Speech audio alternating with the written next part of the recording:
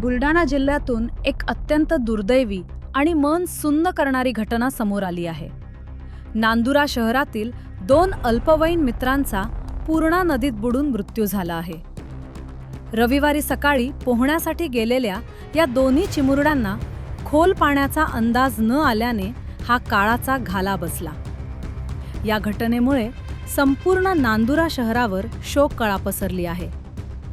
बुलढाणा जिल्ह्यातील नांदुरा शहरातील वार्ड क्रमांक 1 मध्ये राहणारा 14 वर्षीय कृष्णबाळू भोपळे आणि 12 वर्षीय प्रतीक शिवलाल वानखेडे हे दोघे जिवलग मित्र रविवारी सकाळी पूर्णा नदीवर पोहण्यासाठी गेले होते.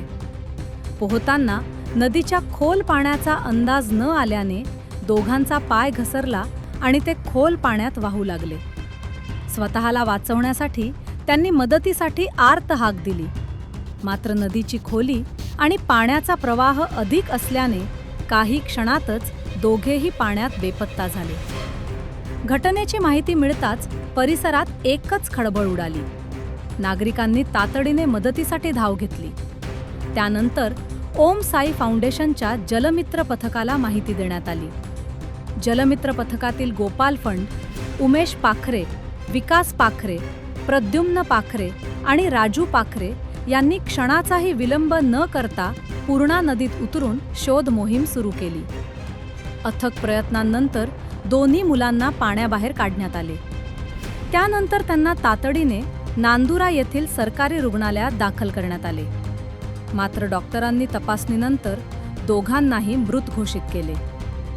या दुर्दैवी घटनेमुळे नांदुरा शहरात हळहळ व्यक्त होत असून दोन्ही कुटुंबांवर दुःखाचा डोंगर कोसळला आहे. नदी, तलाव किंवा धरणांमध्ये पोहण्याचा मोह अनेकदा जीवघेणा ठरतो. विशेषतः पावसाळ्यात नदीतील पाण्याची खोली आणि प्रवाहाचा अंदाज घेणे कठीण असते. त्यामुळे पालकांनी आपल्या मुलांवर विशेष लक्ष ठेवणे आणि अशा धोकादायक ठिकाणी त्यांना एकटे जाऊ न देणे हीच काळाची गरज आहे. या दुर्दैवी घटनेतील मृत मुलांना विरल विषय परिवाराकडून भावपूर्ण श्रद्धांजली.